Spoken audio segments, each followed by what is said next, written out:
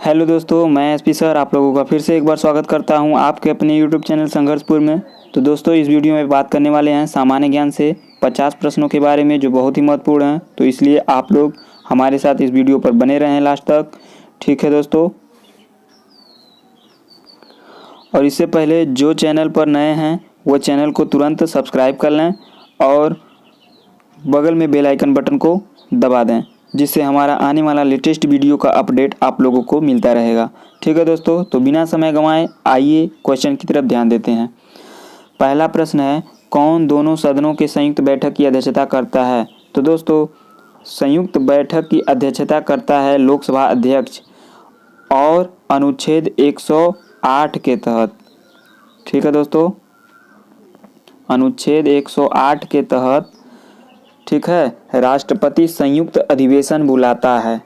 ठीक है, अधिवेशन बुलाता है राष्ट्रपति, लेकिन उसकी अध्यक्षता कौन करता है? लोकसभा अध्यक्ष करता है। तो इससे संबंधित क्वेश्चन बनता है बहुत ज़्यादा। तो अगर दोस्तों इसमें पूछेगा कि उसकी अध्यक्षता कौन करता है, तो अध्यक्षता लोकसभा अध्यक्ष हो जाएगा आपका। ठीक है, और अगर ये बोले कि वह आपका दोनों संयुक्त अधिवेशन जो है, दोनों सदनों की संयुक्त अधिवेशन कौन संबोधित करता है या कौन आहूत करता है, तो आपका राष्ट्रपति हो जाएगा। ठीक है दोस्तों, तो इसको ध्यान दीजिएगा आप लोग। तो आपका इसका सही आंसर हो जाएगा लोकसभा अध्यक्ष। ठीक है, आगे बढ़ते हैं। अगला प्रश्न है, गीता रहस्य नामक ग्रंथ किसके द्वारा लिखा गया है? बहुत ही महत्वपूर्ण प्रश्न है दोस्तों। तो इसका सही आंसर हो जाएगा आपका बाल गंगाधर तिलक। ठीक है, आगे बढ़ते हैं। अगला प्रश्न है, माओरी जनजाति किस देश की निवासी है? तो माओरी एक जनजाति है। ठीक है दोस्तों, यह न्यूजीलैंड में पाई जाती है जनजाति। ठीक है, आगे बढ़ते हैं। अगला प्रश्न है, लोकतांत्रिक विकेंद्रीकरण का आशय है? तो दोस्तों इसका आशय है स्थानीय सरकार से। ठीक है, आगे बढ़ते हैं। अगला प्रश्न है, गेहूं में कौन सा पिगमेंट पाया जाता है? तो दोस्तों जैंथोफिल नामक पिगमेंट पाया जाता है। ठीक है, लाइकोपिन आपका टमाटर में पाया जाता है। ठीक है, टमाटर में पाया जाता है लाइकोपिन। क्लोरोफिल पत्तियों में पाया जाता है। ठीक है दोस्तों, आगे बढ़ते हैं।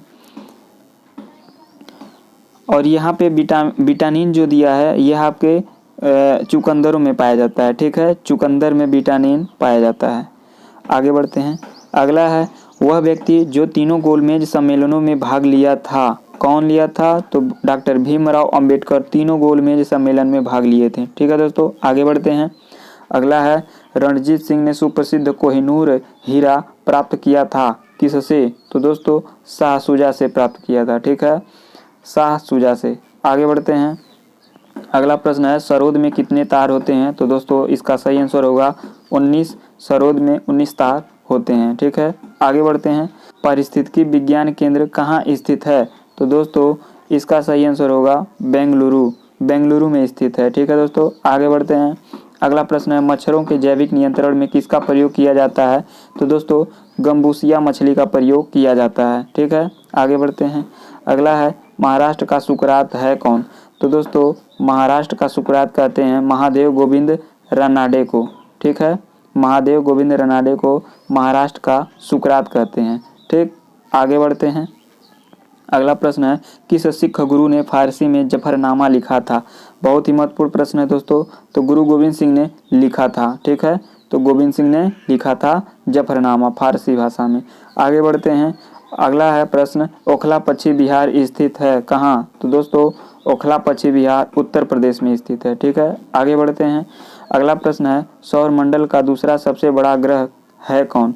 तो दोस्तों दूसरा सबसे बड़ा ग्रह शनि है और पहला बृहस्पति है। ठीक है, आगे बढ़ते हैं। अगला, विडाल टेस्ट इसकी जांच के लिए किया जाता है, यानी किसकी जांच के लिए विडाल टेस्ट किया जाता है? तो दोस्तों टाइफाइड के लिए विडाल टेस्ट किया जाता है। ठीक है, टाइफाइड की पुष्टि के लिए विडाल टेस्ट किया जाता है। आगे बढ़ते हैं।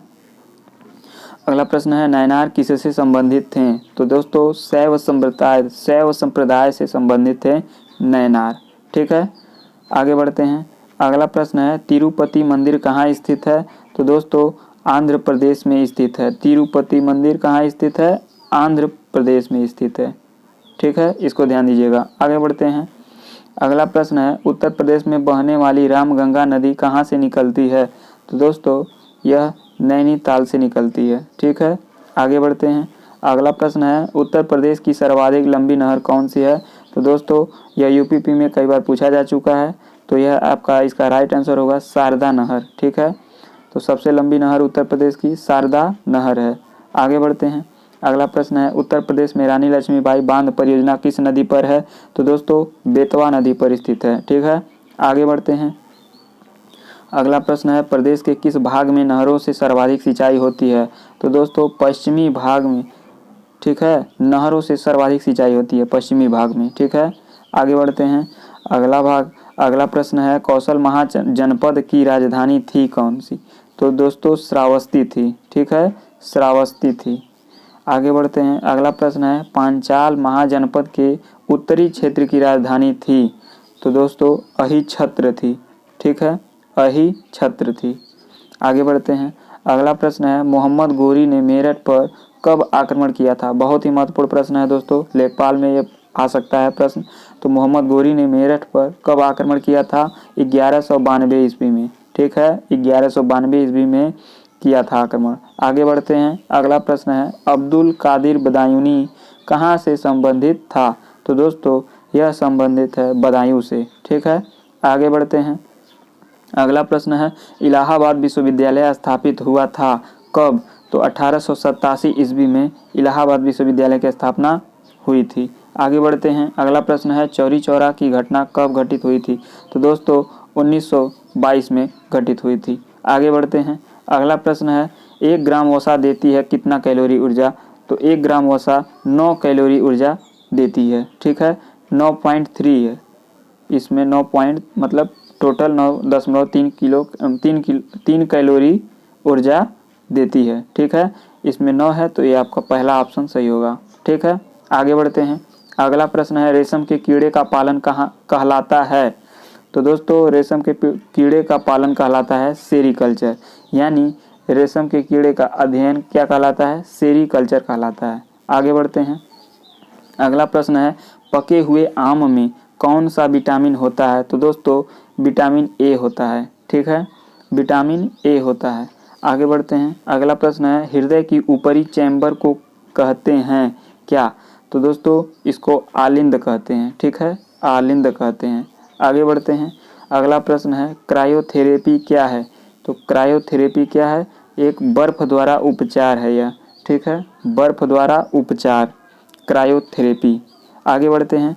अगला प्रश्न है, इसमें से कौन सबसे कम आग पकड़ने में प्रवृत्त है? तो दोस्तों इसका सही आंसर होगा सूत। ठीक है, आगे बढ़ते हैं। अगला प्रश्न है, ट्रेडमिल टेस्ट कौन सी चिकित्सा से संबंधित है? तो दोस्तों यह गुर्दा यानी किडनी से संबंधित है। ठीक है, किडनी से संबंधित है। ठीक, आगे बढ़ते हैं। अगला प्रश्न है, शरीर की सबसे मजबूत स्नायु है सोलियस। ठीक है दोस्तों, सोलियस सबसे मजबूत स्नायु है, सोलियस। आगे बढ़ते हैं। अगला प्रश्न है, संक्रामक रोग का प्रसार कैसे होता है? तो दोस्तों वायु के द्वारा, जल तथा भोजन के द्वारा, कीड़ों के द्वारा, तो इन सभी के द्वारा होता है। ठीक है, आगे बढ़ते हैं। अगला प्रश्न है, एंथ्रोलॉजी अध्ययन करता है किसका? तो दोस्तों जोड़ों का अध्ययन करता है एंथ्रोलॉजी, जोड़ों का अध्ययन। आगे बढ़ते हैं। अगला प्रश्न है, पौधे के किस भाग में जूट तंतु पाया जाता है? तो दोस्तों इसका सही आंसर तना होगा। ठीक है, तना में जूट तंतु पाया जाता है, तने भाग में। आगे बढ़ते हैं।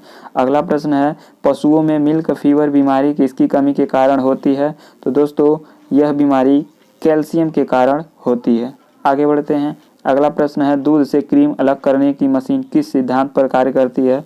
तो दोस्तों यह अपकेंद्रीय बल के सिद्धांत पर कार्य करती है। ठीक है, आगे बढ़ते हैं। अगला प्रश्न है, ध्रुवों पर जी के मान में क्या परिवर्तन होता है? तो दोस्तों ध्रुवों पर जी के मान में परिवर्तन होता है, यानी जी का मान अधिक होता है। ठीक है दोस्तों, ध्रुवों पर जी का मान अधिक होता है। ध्रुवों पर जी के मान अधिक होता है और विषुवत रेखा पर कम होता है। ठीक है दोस्तों, आगे बढ़ते हैं। अगला प्रश्न है 1 जूल होता है कितना।